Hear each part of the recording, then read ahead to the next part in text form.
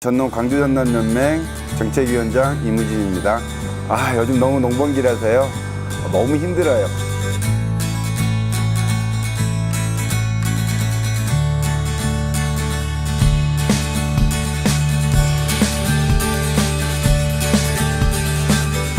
농민들이 하는 거는 농민들의 생존권을 지키기 위한 싸움이기도 하지만 다른 의미도 있습니다. 뭐냐면 단순히 농민의 생존권을 넘어서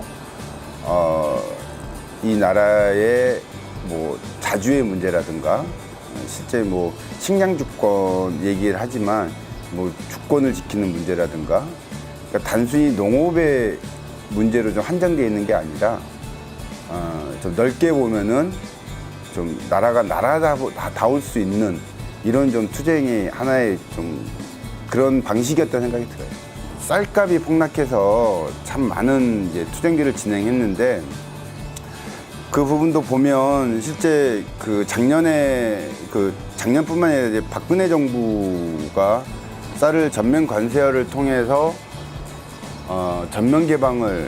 관세를 통한 전면 개방을 하겠다라고 선언을 하고 한 이후에 의무 규정이 사라진 M&A 물량이니까 의무 수입 물량 중에 밥쌀용 쌀에 대한 수입 사라졌는데도 불구하고 진행을 했거든요. 근데 그것이 대개가 보면 미국 쌀이었는데 저희들이 판단하기에는 단순히 쌀을 수입하는 문제가 아니라 이거는 국가 주권의 문제고 자주의 문제다.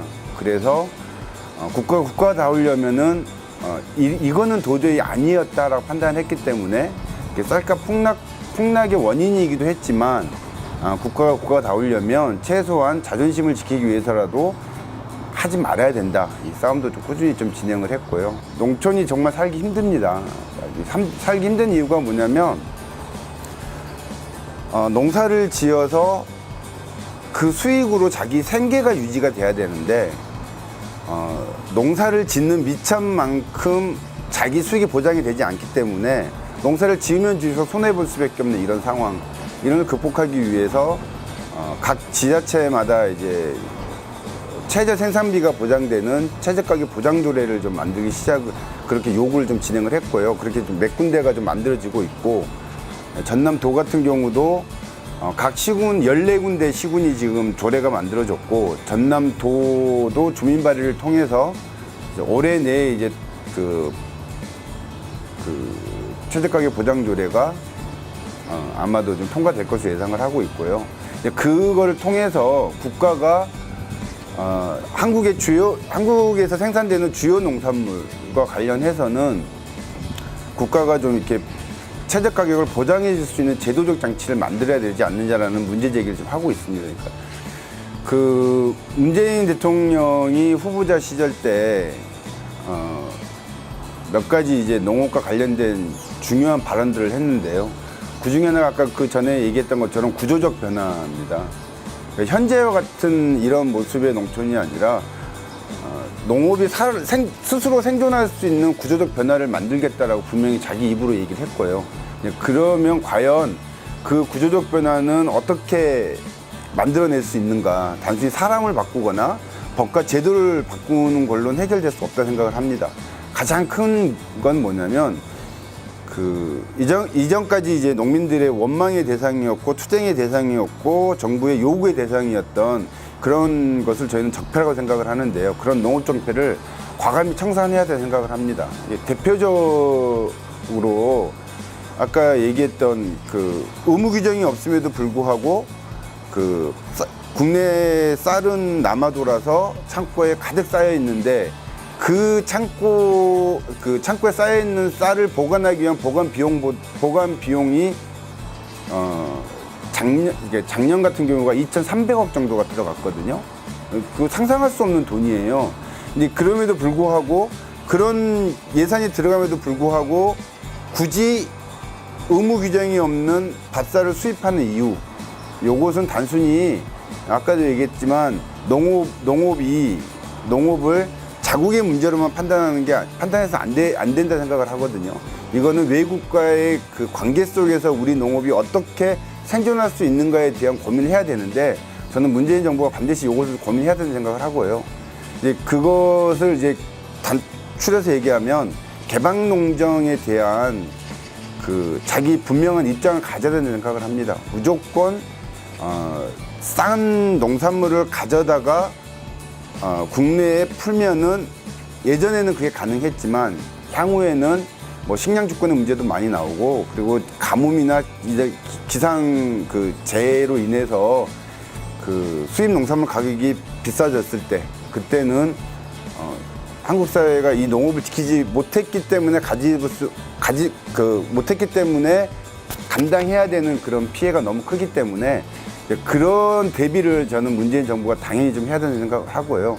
그중에 대표적인 적폐 중에 하나가 아까 얘기했던 밥살용 수입 중단과 더불어 작년에 정부가 사상 유례 없는 이 쌀값 폭락으로 인해서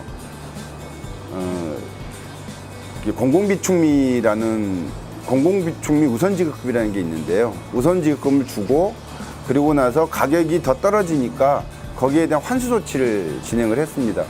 근데 법적으로는 그게 맞을 수는 있지만 저희 농민들이 보기에는 그건 도저히 이해할 수 없는 거예요. 뭐냐면 농민들은 계속 이런 형태의 양곡 정책으로는 나랏값이 떨어질 수밖에 없기 때문에 이것에 개선하라고 요구를 했는데도 불구하고 정부는 아무런 조치를 하지 않았거든요. 즉 다시 말하면 양곡 정책이 완전히 실패한 거예요. 근데 그 실패한 양곡 정책의 결과물을 농민들에게 도리어 돈을 환수를 통해서 해결하겠다라고 얘기를 하고 있거든요. 이게 저희들이 지금 저희들이 주장하고 있는 건 뭐냐면, 환수 조치 자체가 잘못되어 있지만 최소한 농림 그 양곡 정책을 담당했던 이 공무원들이 사과를 할 필요가 있다. 이런 조건 속에서 정말 이렇게 열심히 정책을 피려고 노력했지만 현실적으로 너무 어려웠다. 농민 여러분 죄송합니다. 그러나 법적으로 이런 것은 환수를 해야 되기 때문에 양해를 구합니다. 이렇게 해서 환수 조치를 진행을 한다라면 이해할 수 있는데, 지금 상황은 쌀값 떨어졌으니까 법으로 규정되어 있으니까 내놔라, 이런 식인 거거든요. 도저히 받아들일 수 없는 겁니다. 그래서 그 문재인 대통령도 후보자 시절 때 안성 농협 RPC를 찾아가서 잘못됐다, 이 부분과 관련해서 자기가 정권을 잡으면 이 부분과 관련해서 현명하게 판단하겠다, 조절하겠다, 이런 좀 발언을 하신 적이 있는데요. 문재인 정부 최일선의 과제는 바로 이 환수와 관련된 부분을 철회를 하고, 그리고 잘못된 양곡 정책으로 인해서 이렇게 쌀값이 폭락한 것에 대한 대국민 사과를 좀 진행을 하고요. 올바른 양곡 정책을 좀 수립하는 것이 가장 최우선의 과제라고 생각을 합니다. 그 전남 지역은 미작이 중심인 지역입니다. 전남 농민의 소득의 60%가 쌀을 통해서 나오거든요. 근데 쌀과 관련 굉장히 민감합니다. 그래서 전남 지역 농민의 그 활동을 하는 사람으로서 가장 제 우선적 과제로는 아까 얘기했던 밥살용 수입을 중단하는 문제, 그리고 그 우선지급금 환수와 관련해서 철회하고, 그리고 정말 농민들에게 믿음을 줄 수 있는 새로운 양곡 정책을 제시하는 문제, 요걸로 좀 제안을 하고 싶습니다. 농림부에서 이제 가끔 지역에서 뭐 간담회나 회의를 하면은 사무관 정도가 오는데요. 답답해도 보통 답답한 게 아니에요. 농촌 현실을 전혀 모르는 사람이 와서 농민들이 항의를 하면 어떻게 얘기하냐면, 그 사람들은 자존감도 없고 자존심도 없습니다. 그 사람들은 위에서 시키니까 내려왔다, 이런 식이에요. 그리고 이 농업과 관련해서는 정말 올바른 정책을 세우기 위해서는 현장을 알아야 되는 거거든요. 그럼 아는 사람을 중심으로 기용을 하고요. 비록 현장을 모르고 농정을 공무를 보는 사람의 행정을 보게 된다고 해도 그 사람들이 실제 농촌 현장에 알 수 있게끔 계속 꾸준한 교육들을 시켜야 되고, 그런 교육을 통해서 성과가 나오는 사람들을 기용을 하고, 이런 식의 과정이 필요한데, 이명박 박근혜 정부의 농업 관련된 이 공무원들을 보면요, 어이가 없을 정도입니다. 지금 농업과 관련된 것은 인구수도 적고 전체 국민 총소득에 있어서 농업의 규모도 적고 그러다 보니까 자꾸 뒤처지고 있거든요. 근데 그럼에도 불구하고 농업 굉장히 중요한 국가 기관 산업이기 때문에 최소한 농림부 장관이 되는 사람은 대통령이 됐든 아니면 국민이 됐든 정치권을 향해서라도 농업의 중요성을 꾸준히 알려내고 그것에 대해서 호소할 수 있는 사람, 그런 최소한의 그런 자기 농업에 대한 개념을 가지고 있는 사람, 이런 사람이 좀 장관으로 기용이 돼야 되고요. 그리고 그 밑에 있는 이 국장급이 됐든 아니면 어느 부서에서 근무한 사람이 됐든지 간에 현장과 소통할 수 있는 사람이 기용이 된다고 생각을 합니다. 아까 얘기했던 뭐 양국 정책의 실패 대표적으로 얘기했지만, 그렇게 실패가 될 수밖에 없었던 이유가 뭐냐면 현장을 너무 모르고 책상에 앉아서 수치로만 계산하다 보니까 당연히 그런 이 말도 안 되는 양국 정책이 나올 수밖에 없는 거거든요. 그런 정책이 나오지 않으려면 농민들과 소통할 수 있는 그런 최소한의 그 정도의 자질을 가지고 있는 사람들이 좀 농정을 책임져야 된다고 생각을 합니다. 필리핀이라는 나라가 예전에 필리핀이라는 나라를 가면 쌀 국제 연구소가 있습니다. 그런데 필리핀이라는 나라가 잘 생각해 보시면 10년 전인가요? 그때쯤 식량 폭동이 일어났었습니다. 쌀이 왜 이유가 뭐냐?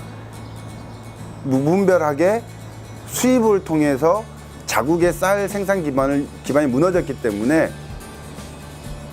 수입이 되지 않는 조건에서는 식량 폭동이 일어날 수밖에 없었던 거거든요.